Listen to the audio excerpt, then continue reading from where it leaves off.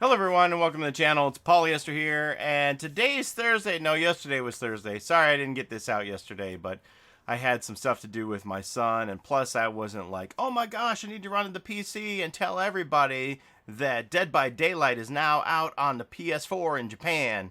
So anyway, we'll talk about the dev stream from yesterday, so here we go.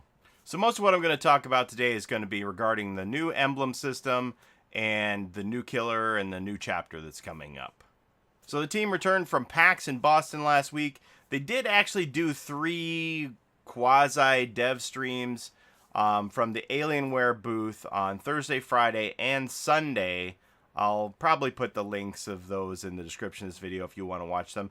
There's not a lot of meat there. They were about a half an hour each, and they were playing the game throughout, so the focus was not on answering questions by any means. There were a couple of things that came out of that. Some people asked some really good questions. Some were answered, some weren't. We found out that the Hag red dress is complete and will be coming out in the cosmetic shop when the new chapter comes out. And one of the most curious things, they talked about different license killers that we could get down the road.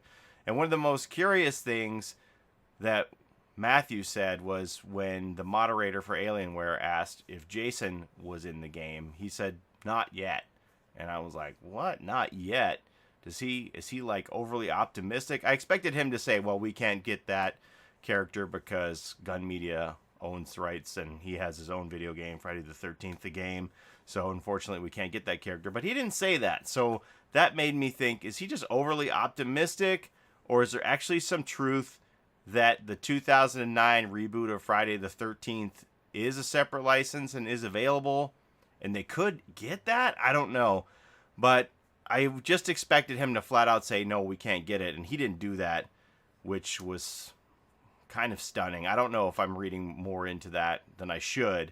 I mean, obviously, you guys have probably seen my April Fool's video by now, which I apologize to everyone. And apparently, I damaged my credibility so badly that nobody thought that when I had I was the first person who had the PAX card about the Ringmaster killer sneak, and people were skeptical. Apparently, because of an April Fool's joke, this has suddenly become a prank channel, and I don't have any credibility anymore. But I apologize to all of you for celebrating a pranking holiday with a prank with the Jason video. And I can promise you that I'm going to do my darndest to bring you the most accurate information for the 364 days in between that April Fool's Day and the next April 1st. Fair enough? So I know a lot of you are out there like, oh, I hate you, I'm unsubscribing. And it's like, okay, well, don't ever play a prank on anyone for the rest of your life for April Fools, because why celebrate anything? So there was that. So I know a lot of people are freaking out over this emblem system. They can't really get a handle on it. They don't really know what they need to do to score, and it's confusing. We did have 2 public test builds along the way to test this system for the devs, and people are like, well, why did they put it out if it's not ready? Because like, this is just the first step in improving the game. This isn't the finished version of the emblem system. They're going to tweak it along the way. It's going to be a very fluid part of the game that can be adjusted and tweaked until they get it where they feel like they have bell curves on both the graphs for Survivor and for Killer. And people are like, well, why did they put it out if it wasn't ready? And honestly, for how few people I saw play the PTB Part 2, they really needed to get actual data from everybody. When I tried to play PTB2, we couldn't get games, and basically if I had 5 people in my queue waiting to play, we'd have a 4-man Survivor, Survive with Friends group, and we'd get matched up with the 5th person who was playing Killer. That's how few people were testing this system. And they weren't getting enough data, and they weren't getting accurate data, in that when you play the public test build, you don't lose your items. So people were bringing Moris and brand new parts and insta heals and stuff like that over and over again, even though they requested that we play the game normally. So that skews the data too. So they need genuine data from all of us to see where the shortcomings are in the system. There definitely are shortcomings. One of the most interesting things to me about this is that if you're put up against an inexperienced killer and you own them as survivor, it becomes difficult for you to pip, because if that killer can't catch you, if they can't hurt anybody, if they can't hook anybody, you can't get those benevolent points to heal and unhook people, and you wind up not getting a pip for doing so well against this killer. And so that's very strange to me, in that you don't gain any separation from that person because you're not pipping against them. And isn't that the very person that you should be separated from in rank? So that's strange to me. And then there's also ways that the system can be manipulated by the killer. For example, if you have a pig who wants to just crouch and sit in one spot, or a wraith who remains cloaked, or a killer Freddy who never puts anybody to sleep, a killer in Insidious, you can't pip against them because they aren't doing anything against your team. So they can make you de-pip just by doing nothing, which that's a flaw in the system, right? Like, you actually need the killer to try against you to allow you to pip against them. So that's a flaw in the system. They recognize that there are flaws in the system. They're loving that we're giving them all of this data so that they can look at it and figure out what they want to do. They want to use this to make the game better. It's the first step in improving the game. They never said that the emblem system is going to balance the game by any means. It's just going to be a component. They have future plans to make the game better. And they haven't really given us the numbers of data and how the system works. I know people want that. I think they're a little hesitant to give that out because they decided they wanted just people to play naturally so they can get that data, rather than have everybody try and figure out the system and game it right away and try to figure out how best to score emblems. But Jesterret on Reddit has crunched the numbers and the data. They've been doing this since Public Test Build 1 and Public Test Build 2, and now the new values. And I had all of that data, and in the past I thought, should I show you guys how the emblem scoring system works from the PTB and how you score in these categories? But I thought, no, there's not much point to it because they're going to adjust these values, and the video is going to be immediately obsolete because of those changes. So I thought I would just wait until there was a final version. So now the numbers for the final version are out, and I was going to make a video about that. You might have noticed on my last two videos that I listed all of the scoring data and how you score in the different categories. And I was going to make a video specifically dedicated to all of these categories and how you score in them, both as survivor and as killer. But I saw yesterday that TydeTyme did it already, and he did a fabulous job of it. I think he's a smarter analytical person than I am, and graphically he did a great job on the video and explaining all of it. So I'm going to direct you to TydeTyme's video. I think it is a very good explanation on how you score in these categories. I recommend that you watch it. And again, I have a link in the description to Jesterret's Reddit post if you just want to read the data for yourself to make heads or tails of it. And if you do look at any of this data, I would say that probably the most notable thing in the game as Survivor is that you need to be really aware of hook farming people, because if you unhook somebody and they go down within 10 seconds of the unhook, it's a devastating penalty to your benevolent score. So you need to really be aware and make sure that the person is going to be able to get away if you unhook them, because otherwise it just really tanks your benevolent score.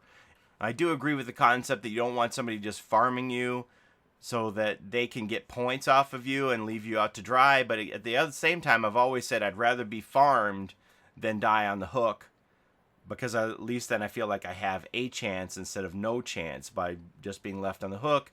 But then, you know, I'm affecting other people's scores if I'm just like, please just yank me off. I just want to have a chance. I don't care. Just give me a chance. Maybe I can get away. If they think, well, it's very unlikely you're going to get away, and then they just leave you to die. So there's scenarios where the penalty is very severe, and it could cause the way that people make decisions in the game compared to what they would have. So there's a delicate balance there. And I think more than anything, I know people have gotten away from borrowed time because it doesn't protect both parties, but the fact that you need somebody to stay up for 10 seconds after you unhook them may make borrowed time a little bit more desirable again, because if you unhook them and they get hit and they're under borrowed time, then that doesn't count as an improper unhook, and you won't get the penalty if they're in borrowed time protection. They have to stay on their feet for 10 seconds after you unhook them. Otherwise, you get that penalty. And one last note about the emblems. They did say that they realized that certain killers have advantages or disadvantages in earning emblems based on the way that the character's powers work. So they're going to look at the analysis of how each different killer is scoring in emblems and adjust those accordingly. So what you've seen here in Tyde's video or in Jesterret's Reddit post may change, and they may become killer-specific rule sets just to try and keep those balanced so that one killer doesn't dominate the emblem system compared to another. So you may see all of this change. Again, it's all fluid and all changing. So again, I know people are frustrated with the emblem system. They're like, oh, they ruined the game, or, you know, there's some weird things in it. Like when we were rank 1, you used to have a buffer of, like, you could bank up to 5 pips so that if you lost a pip, you wouldn't lose that. Right now, it's just either you're rank 1 or you aren't. If you depip at rank 1, you get knocked down to 2 to get it back. So if you have one of these scenarios where somebody decides they're going to abuse it and make you depip, there's nothing you can do about it. You go down to rank 2. They need to really look at things like this, because if they're going to have leaderboards or incentives for ranking, then you need to really consider situations like this. Again, this isn't the final system. They just needed to basically do the John Wayne and throw the kid in the lake to teach him how to swim. They need to get all this real data and look at it and figure out what they want to do and where they want to go with it. So I know a lot of people are like, oh, the game's ruined for me, I'm going to quit. All I can say is just stick with it, because this isn't the final version, and hopefully what they come up with is going to be better. So the next chapter is going to come in June, and that's going to bring us a new killer, a new map, and a new survivor in this chapter, as well as the opening of the cosmetic shop. There's going to be cosmetics available for survivors and killers. I'm pretty sure all of the original survivors and killers are going to have cosmetics. There's a possibility that we might see new cosmetics for some of the licensed characters, which was very eye-opening to hear that they are looking at some of their license agreements with some of the past licensed killers and those chapters. So could we maybe possibly actually one day see this mature version of Laurie Strode from the Halloween chapter? That would make my day.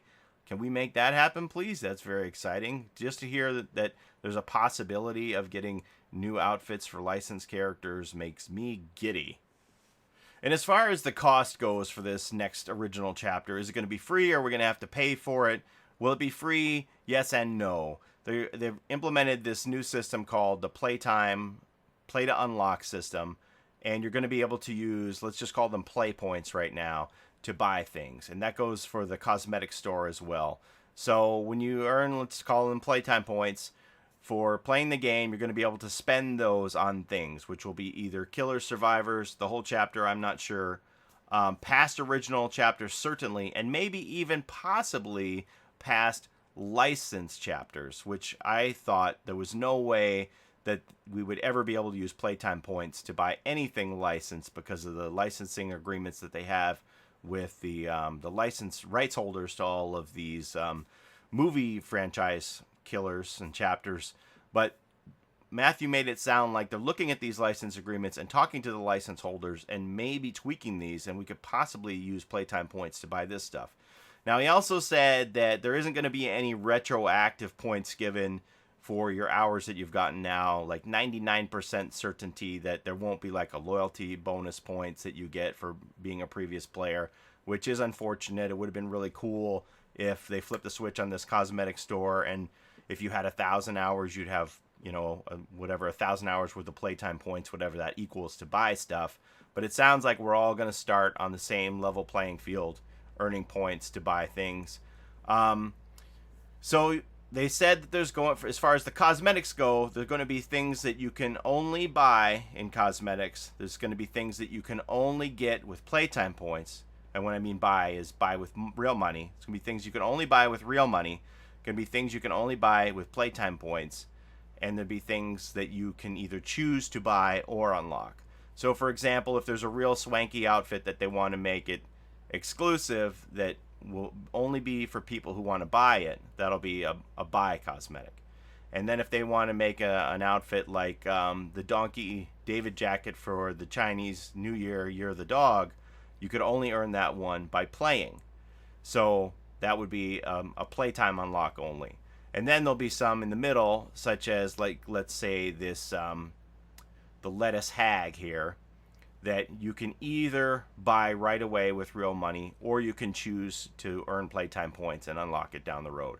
So it seems like there's going to be a lot of flexibility in the system, in that you can, most of the things I think you'll either be able to buy or play on time unlock. And again, there's going to be some examples that you can only play time unlock for events and things, or only buy because it's going to be like the swankiest of the swank.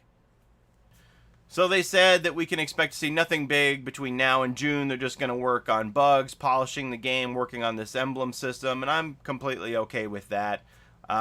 This last patch that we had fixed a lot of the sounds. I'm not sure if all the sounds were fixed. I know they said at PAX that they had a sound guy going through every single sound in the game and making sure that it was playing at the proper time with the proper sound effect and at the proper volume. I'm not sure if the patch is the finished result of all of that hard work going through the sounds. I think it might be, but if they want to just work on things like that to improve the game, I'm completely fine with it. So the anniversary of the game, I believe, is June 16th, which is a Saturday this year. We will see the new chapter roughly around then. And if you were on the journey with us while we were waiting for the new killer to come out for Spark of Madness, or the new killer to come out for Lullaby for the Dark, which wound up being, as you know, the Doctor and the Huntress, you can remember that they just gave us these little drips of information as the weeks went on. Just little morsels to tease us as we went. And the reason for that is because they were both original killers. And since they were properties under their control, they were able to dictate how much information they wanted to give to us and when. Compared to a licensed killer, which has like non-disclosure agreement, and they have to keep all of that under wraps until it's time for release. So since this is an original killer, again, I would expect the same little morsels of information to come week after week. June will be here before you know it. And I look forward to all the info that we get in between. So we know that the new killer is original. They confirmed that. I mean, I already knew that. But they confirmed, yes, that it is an original creation, and that they feel like they have topped themselves every time that they have gone and made an original killer down the road. Like Matthew said, that when they believed that when the Doctor came out, that it was the best thing that they ever created. And then when the Huntress came out, that was the best thing that they ever created. And similarly now, when this killer, we're going to call him the Ringmaster for now. When the Ringmaster comes out, that it's going to be the best thing that they ever created. And they're very stoked about it. So I think it's going to be an out-of-the-box idea for the killer. And I'm going to talk to you about some speculation about what I think the possibilities could be for this killer. But first, I just want to say to all the people who said, wait a minute, I so-and-so told me that the next killer was going to be Jeepers Creepers. And I'm like, well, that's not my fault. Did you hear me say that? Like, I never said that. I wonder why that is. Maybe because I knew that the next killer was going to be original, and there was no point in talking about Jeepers Creepers right now. Could Jeepers Creepers come down the road? Possibly, but I knew that it wasn't going to be the killer released in June, so I didn't really see much point in talking about it. And I also thought that the evidence for his potential release was very weak and nothing to go on to make anything other than a clickbait video. And so people said to me, but wait a minute, Paulie, I've seen a trailer for Jeepers Creepers. Oh, really? Which? This one? Jeepers Creepers, where'd you get those creepers? Jeepers Creepers, where'd you get those eyes?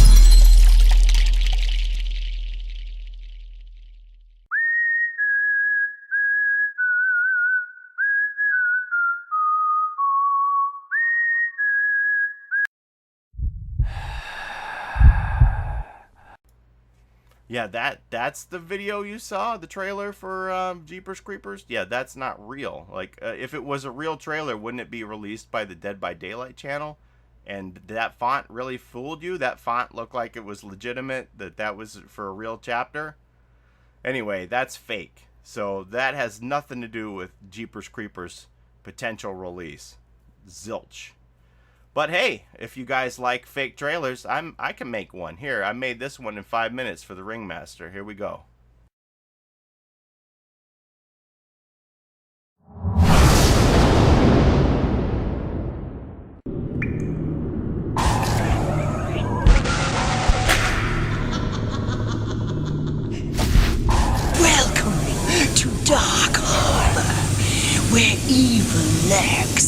pin.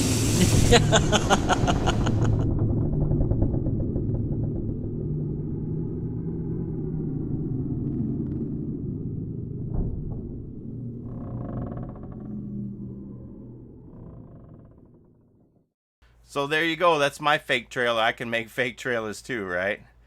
So let's talk about the new killer. I'm just going to call him Ringmaster for now. The fingers look male. I'm going to assume it's a him. And I'm just going to use the code name Ringmaster because I don't have anything else to go on right now. A lot of people said to me, well, the background of this photo from the postcard speaks to them towards the Imperial flag of Japan, which I noticed that too when I first saw the postcard. But just the outfit that the character is wearing along with the lion button on the coat just really says circus to me over Imperial Japan. So I'm going with Ringmaster. I'm putting it out there. This is my opinion, of course. Nobody has to adopt my opinion. But this is what I'm going with for speculation. So KCBR sent me these photos of a mirror image of the killer just to give us maybe a better look at what they would look like in full frame. And you can really see the Ringmaster outfit here with the long tail coat. And I'm going to go with Ringmaster. I mean, it could be Magician, it could be Lion Tamer, but I'm just going to go with Ringmaster just for the simple fact that there's a big ring hanging on the belt. So when you look closely at the ring, there's fingers impaled on it, possibly ring fingers. You look at the killer's own hand, there seems to be blood coming from it, and you can't really see the killer's ring finger. So let's just speculate about what the potential power could be for the killer. Could it be related to the ring finger? Could it be related to the ring finger of the survivors? So what would that mean? Could it be that when the killer catches a survivor, they break off their ring finger and add it to their ring? So what would that help them do? I guess that could either be possibly, well, they wouldn't be able to do generators as well with broken off fingers, would they? But if they had collected the ring finger from a survivor by downing them, could they potentially control them in some way in a Puppet Master format? Or could they actually do this doppelganger idea that we've had kicking around for so long, that once they collected the person's finger, they could make themselves look like that character? That'd be pretty cool. Another thing about the fingers is, are the fingers interchangeable? Like they can swap out different fingers for different powers. Right now I'm going based on this assumption that the killer swaps out their own ring finger for somebody else's ring finger on that ring, and it helps them do something. Does this mean they're going to have like multiple powers? Is this going to be like the Mandarin from Iron Man, where they have different rings that do different powers? And if they swap these ring fingers for their own ring finger, they can choose between different powers. With 4 fingers on the ring, 4 different powers, that seems like it might be a lot to juggle. I don't know. So I'm leaning towards this either Puppet Master or doppelganger mode, where once they collect a finger, they can either control the person whose finger they've collected. To what extent, I don't know, because you would, as Survivor, you'd still want to have some say in what's going on in the game. So I don't know how much they could control you as far as puppet mastery. But the doppelganger idea sounds like the coolest. Like, you've collected my finger, now you can put my finger on your hand and turn into me as a survivor. That sounds like a cool idea. What do you guys think? What do you guys think? And so, assuming that this is true and that it's a circus, big top, carnival, freak show type of chapter, will there be a corresponding survivor? Will there be another survivor who also has a connection to said freak show, carnival, circus, whatnot? Will we get like a gymnast, some kind of a gymnast survivor who has their own perks, such as, like, let's say a contortionist who has a teachable perk that allows them to wiggle faster? That would be pretty cool. Whatever it's going to be, I look forward to it, and I'm sure all of you do as well. Let me know what your thoughts and speculations are about this Ringmaster and what the power could be related to these fingers on the ring. I think most certainly their weapon will probably be a whip or a cane, just so that it's something different from the other killers. I think whip would be obviously the most different. But whatever it's going to be, I look forward to it. I can't wait for more info. So that's all I've got for you today. Please don't get too down on the emblem system. Just know that it's a work in progress and the finish line is down the road. They're going to refine it and tweak it as we go. Are you playing for pips? Are you playing for fun? Me personally, I just want to go out into the field and save people and have fun, and that's what I'm going to continue to do. I'm not going to get hung up on my rank, and I really have no reason to be hung up on my rank right now because there aren't any rewards for reaching rank 1 every month, so I really don't care. I'm just going to play the game the way that I want to. The blood points still remain the same. We can still earn blood points the same way that we always did. It's just that they aren't connected to our rank anymore. So I'm going to play the game the way that I used to and continue to do so, and I would recommend for you to do the same. But certainly the information is there if you want to dig deep and figure out how to work the system and to your benefit and figure out how to score. So let me know what you think about the new chapter. Are you going to be okay to wait until June with these little dribs and drabs of information?